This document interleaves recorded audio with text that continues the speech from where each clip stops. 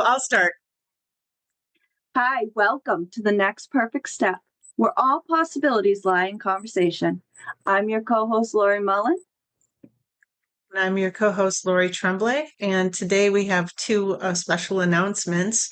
We have an additional co-host who's been our guest before, and we're partnering with Kim McStay. Can't talk today, so welcome, Kim. Thank you. Thank you. And our special guest today is our own Laurie Mullen. She has just published Living Your Dream Life, and we're so super proud of her. And we're going to have Laurie talk about her book, and it's fantastic, fascinating book. Yeah. I just want to say, Lori, I was very impressed with what it did as far as really using it as like a workbook and a reference book and to have it on your shelf and be able to go and grab it anytime. And, it had so many, wonderful aspects of how to use tools and all of that kind of stuff, so I was very impressed. And my first question to you was, with the title of the book, what does your dream life look like to you? What I'm living right now. So if honestly 10 years ago I couldn't have even dreamed what I'm doing right now. Right? I mean, the truth is I could not have dreamed this up. I mean, living my dream life is saying to you that I honestly love the life I'm living. Like, not every day is great. And that's what is a big part of this book is this isn't going to be every day as roses, right? Life's still going to happen, but I have the tools not to make it devastate me or ruin my entire day or week, right? I have learned to be able to let go of some of these things. And that means by refocusing, right? And so my dream life is what I'm living today. I am doing things I never imagined I'm doing. I am traveling. I am going on adventures. I have beautiful children and a wonderful husband. I book. I mean, there is not a minute in my life that I could have told you I could have wrote a book, and I did. And so these are the things. It's not even about all the big accomplishments. It's just being. I am happy with my life, and that's what I want for everybody. And as I say in my book, it is no magic pill. Like, it is a challenge every day. So I did this amazing thing. I wrote a book, which is something for me, I could have never dreamt that I could have done. And when I did it, tons and tons and tons of self-doubt came up. Imposter syndrome came up. There was a lot of emotions and old baggage that I had to deal with. But it was because of the tools that I have used in my own life and I have used with other people that did not let me stay there in depression and self-doubt. I started to refocus on gratitude. I did something I didn't think I could do. My children were super proud of me. My son told me I inspired him. I mean, I won right there. No matter what happens, I won right there. That is living my dream life. Beautiful. Great. Well, also, Laura, you're also a soul coach and you've done a lot of work with clients. And I think that is it true that some of this, much of the book came from the work that you've done with clients to It help all them? So it all did. So these were the tools that helped me in my life. And when I started my own business, I'm a Reiki practitioner, now master. Um, I started realizing that there was more energy work that I could support people in. And I created a program called Soul Coaching, which was really trying to find your inner soul, which is your inner happiness, right? Your inner joy.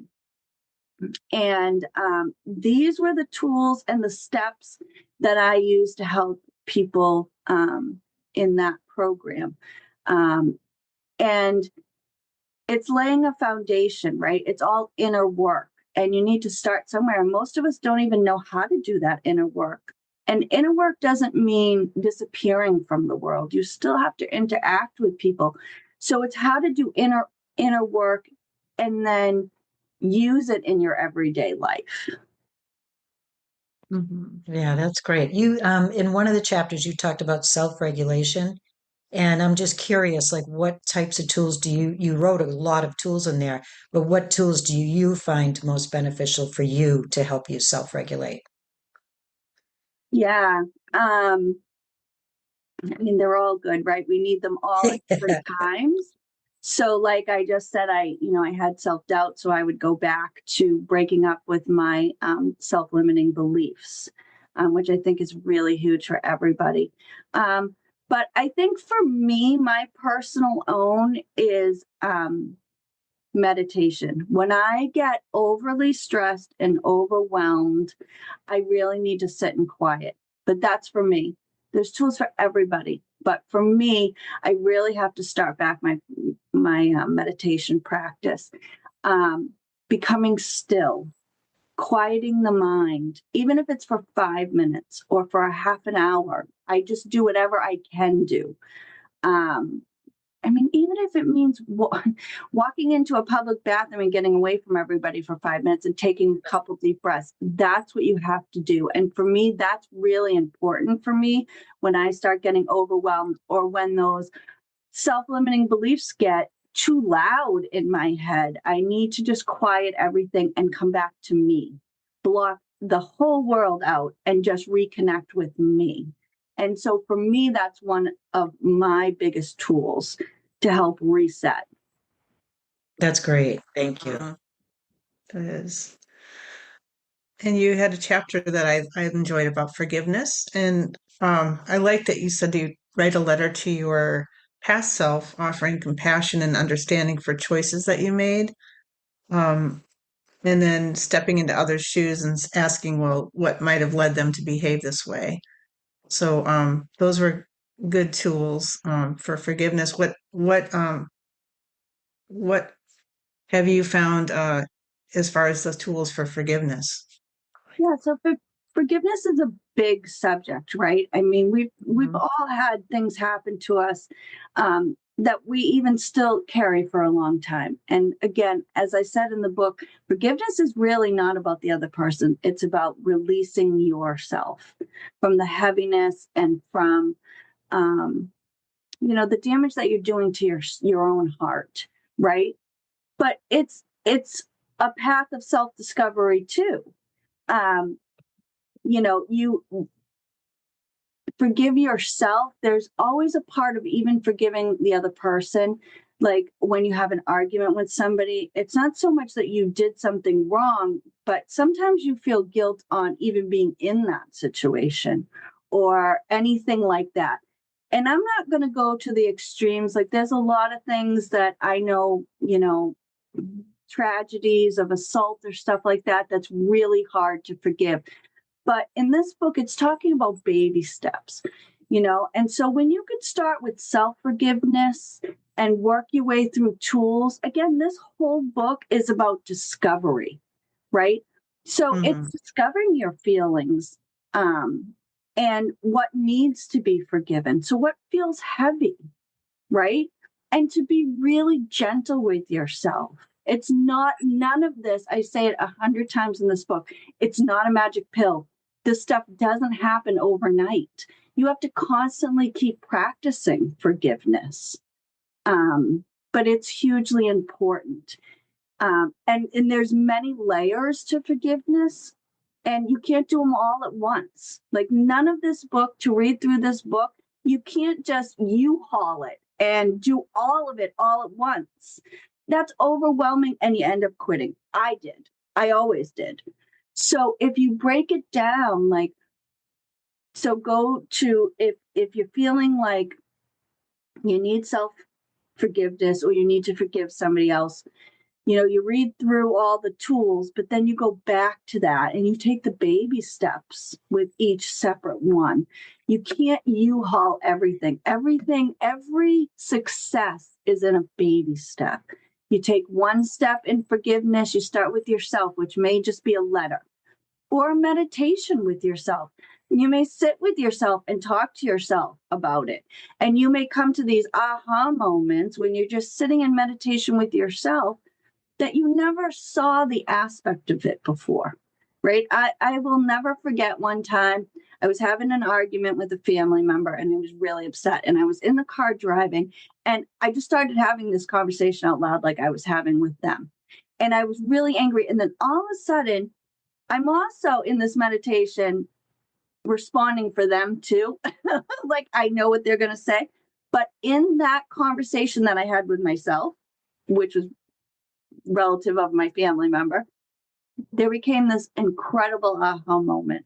I saw an aspect or a different point of view that I didn't know existed. And I was suddenly like, oh my God, I get it. I understand where they're coming from. Like, I understand how they feel. And I would feel the same way. And it kind of released something in me where then now I was able to go with them and we were able to have this conversation and kind of work it out and come to a new understanding. But it was in that car of arguing with myself that I was able to open up this aspect that I just never even would have ever thought and had an understanding for. And I was able to approach them differently. And when you talk about forgiveness and things like that, you also mentioned, being accepting of how things go and vulnerability and how that, can really add to connection and help create connections with people. And so do you think like with the acceptance part of the forgiveness, do you think that that plays a big role in how you can forgive yourself and others, is to put yourself in that And place that of accepting? acceptance and compassion is really huge, right? We cannot change other people, right? And when you come to a point of your own self-discovery where you have discovered what your feelings are and where and why they've come from, you've looked at every aspect you could, you have tried to communicate with them in a different way, and they're just not having it. Okay. They don't want to see it any other way. They think they're right. Whatever the circumstance is, on the hurt that either both you feel or you feel, you come to a place where this isn't going to change. Right. And with self-discovery, you come to a place where you're okay with that. Right. You no longer have to have the conversation. You don't have to be right. You don't have to defend yourself. It is what it is. You see that person from a new light. You also know now how you can communicate with them or not communicate with them. Or you get to now decide what this relationship is going to look like. And not from anger, not from guilt, not from shame, not from anything except acceptance of this is what it is now. And how can I move forward and be okay with all of it? I think what you said is really important about self-love and self-forgiveness. I think that's the number one thing to really be aware of and focus on. And you give tools for that. You give tools for self-love and self-forgiveness. One thing I liked that you talked about was emotional intelligence. And I think you're kind of talking about that now, is where you're aware of your emotions and you're aware of what is causing them, or even in someone else, but mostly in yourself. Yeah. So, And in this book, like I give you, even now, giving you examples and tools, but you in this journey of self-discovery, when you're examining all of this, you find your tool, you find your way of acceptance and self-love. And I am giving you the opportunity to even look at it and discover what your feeling is and how to create your own tool. But Laurie, you're right. I mean, all of it comes back in this huge journey of self-acceptance, self-love, inner work. It all comes back to loving yourself completely. When you can discover everything about yourself, I mean, you'll never discover everything because it's always an ongoing journey, right? It's never a destination. It's always an ongoing journey. We are always changing, and we're supposed to. but you begin to enjoy finding the changes and the discovery in yourself.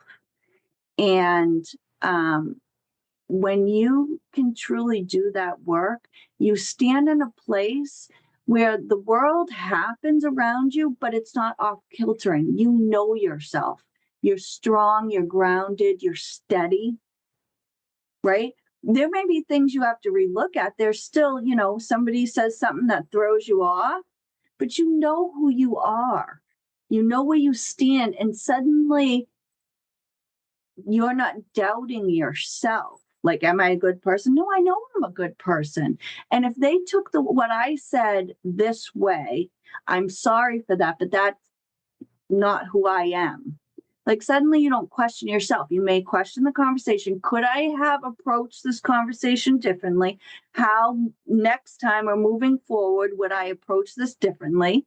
But you don't question yourself because you've done the work to know who you truly are.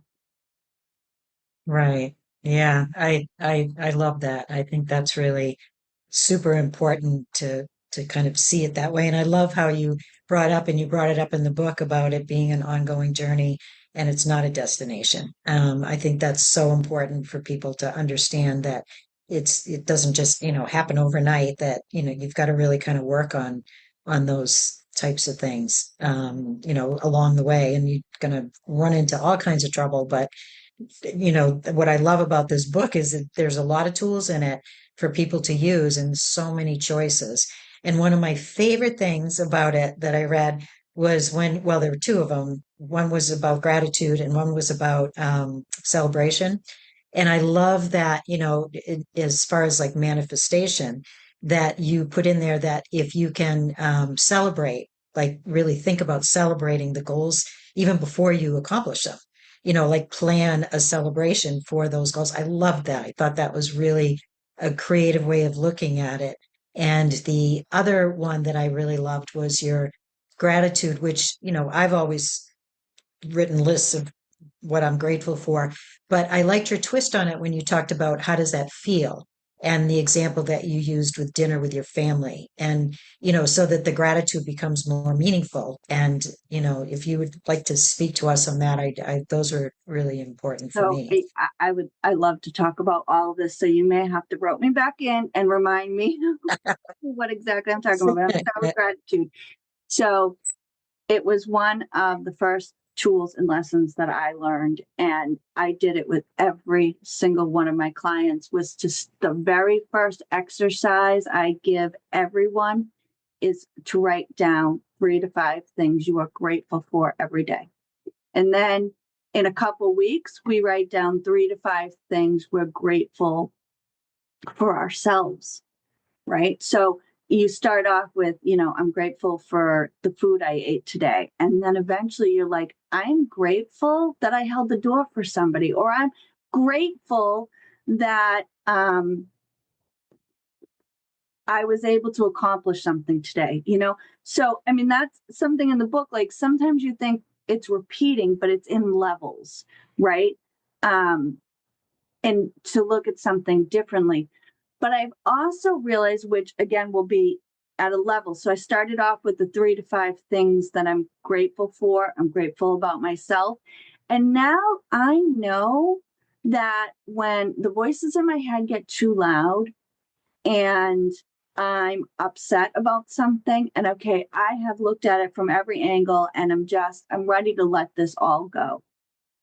The easiest and fastest way to do that is to change your focus from whatever it is to gratitude. And it doesn't even have to be about them or the car or the thing. You can just change it. Listen, I'm having a bad day, whatever, something happened at work. And then I can turn around and sit and say, I'm just done with it. I don't want to think about it anymore. This doesn't affect me. This isn't who I am. This does not going to change my life. I can turn around and say, wow, I am really grateful for the food in my refrigerator. I am really grateful for my children. I am really grateful for the garden I have outside. And it can just start with little things like that. Like, and then it starts to maneuver. You start getting deeper and deeper of the things you're grateful for. I'm grateful that I didn't blow up, right? I'm grateful that I didn't lose my job. I'm grateful that I am able to separate this now. I'm grateful that I have a tool to refocus. I'm grateful to get myself out of this energy. And gratitude's huge, absolutely huge. It really, I have not only seen it in my own life, but I have witnessed it in so many people's lives. Gratitude truly, truly can change your life. 100%. I agree.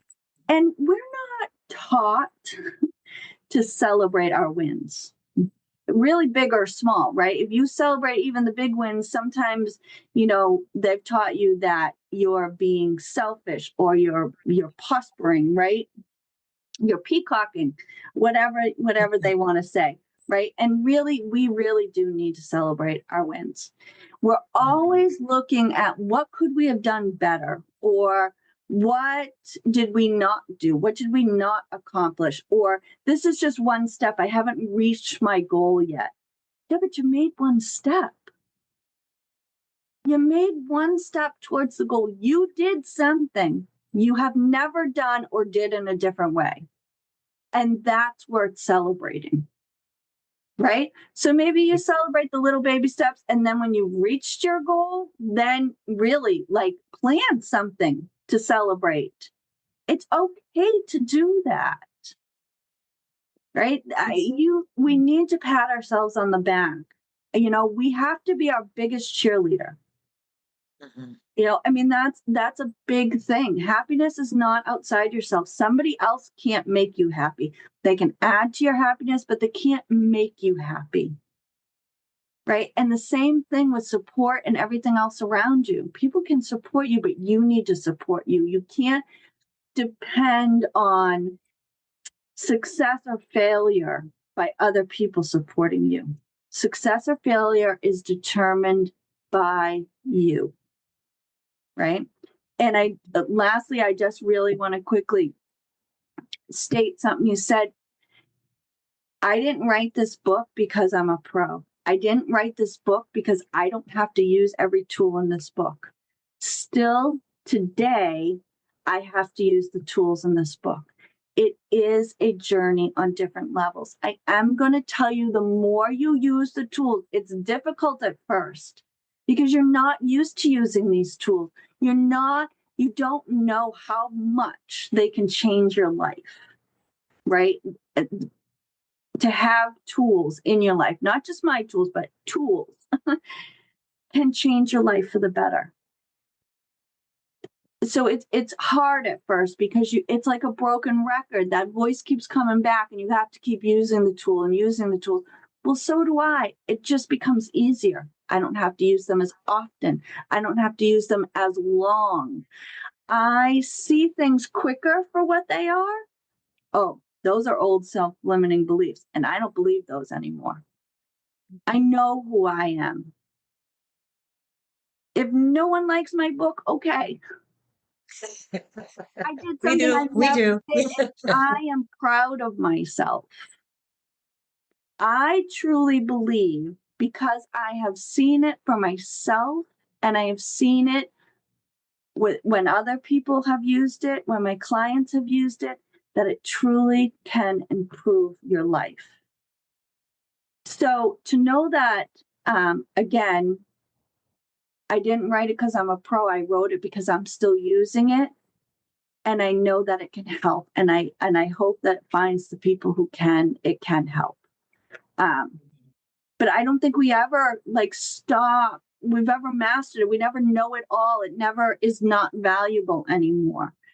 Like I said, I didn't write this book because I'm a master. I wrote this book because I want it to help somebody the way it has helped me. And I want to share that. That's great. Yeah, we all need tools, and we really appreciate your sharing in such a beautiful, practical way, very uplifting ways, so many ways that you've really given us a lot even practice one or two to begin with, and then we just need the tools every day. Like you said, the voices in your head, our self-talk is not loving most of the time. So we have to train ourselves to love ourselves. And also we were talking about celebration. I think it's fun to celebrate, with other people, like celebrate their accomplishments too. And yeah, I like that. Absolutely. Absolutely. I mean, I talk in there about finding, like-minded people. Doesn't mean you have to get rid of your friends, but there may be an aspect of you that feels unfulfilled because something you enjoy, the people around you, your current friends and family don't enjoy doing. And that's okay. You don't all have to have the same likes, but I'm telling you, there's a group out there. There is a event out there of like-minded people who do enjoy the same thing, right? And you can find them, and that brings value to yourself and joy, right? I mean, you get to meet new people, but you get to meet people who like the same things you do, right? It's not about getting rid of and only filling yourself up with those people, because those things could change too. You could find a new hobby you enjoy. It is about enriching your lives on all aspects. Finding a mentor, learning more about that subject or about that craft you want to do.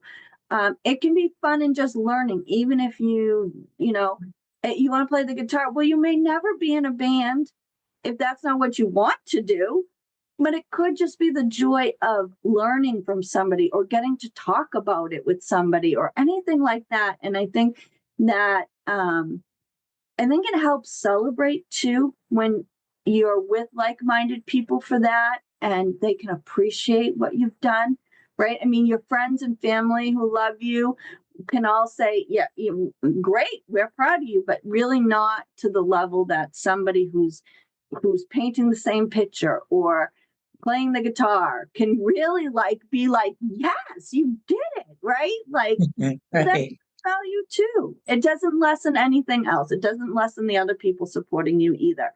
But I think we need to celebrate bigger sometimes, you know? Yeah, I like that. I like that idea a lot. So do you have anything that you'd like to add? No, I really thoroughly enjoyed it, and I'm going to put it on my shelf and pull it out whenever I need a new tool to use. And I think it's great that and for me, I like books that are this thick, not books that are that thick. So this was great, and it was laid out really well, in my opinion. And it just, I thought you did an incredible job. So yes. Yeah, I Really? appreciate that. It was a lot of fun to write. Again, scary, but it was a lot of fun to write. I mean, I really believe in what's in my book because I've used it, because it's my journey too. It's my tools that I use. And again, these are not the only tools to be used. Take this and find your own tool, you know? I just want everyone to love their life as much as I have. And I think defining even the defining the words dream life, like Laura, you said, when you dream about your dream life, it's just not about the things that you want. How do you want to feel? How do you want to show up in the world? How do you want to contribute to this world? How do you want your relationships to feel? We are not just our physical body. We are our mental, our spirit, our soul. We have to approach this on every level: physical, mental, emotional, spiritual. It's all of it. We are all of it together. We are not separate beings, right? We're not our mental being, our physical being. We are all one being. And so we have to approach these things. Our dream life consists of all of those things: being fulfilled and knowing yourselves on all levels. That's great. Thank you. So tell us where we can find your book, Living Your Dream Life. The printed book you can find on Amazon.com.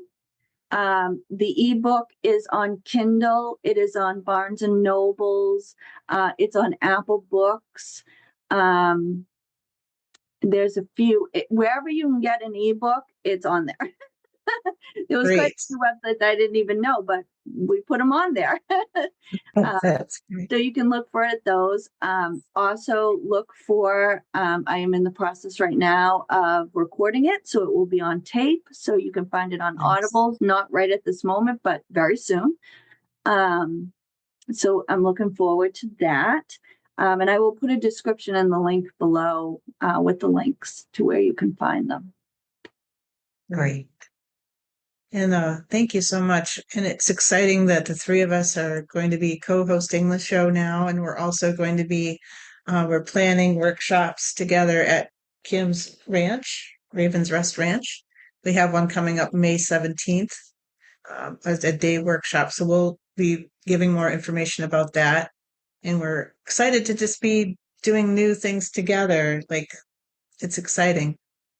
See Yeah, what's the coming. workshop's going to be great. I love working with the two of you. I mean, it's going to be a lot of fun. So please I keep think your so ear and too. eye out. Yeah. Every week we'll have more information about it. But it's super exciting. We're super excited to be able to work with you. Yes. Great. Okay. Well, thank you for letting me join you, ladies. I'm Oh. really excited about all of this new ventures together, and the ranch is excited as well. I can kind of feel everything coming to life. So it's great. Beautiful. So until next time. Yes. How is your intuition leading you to the next perfect step?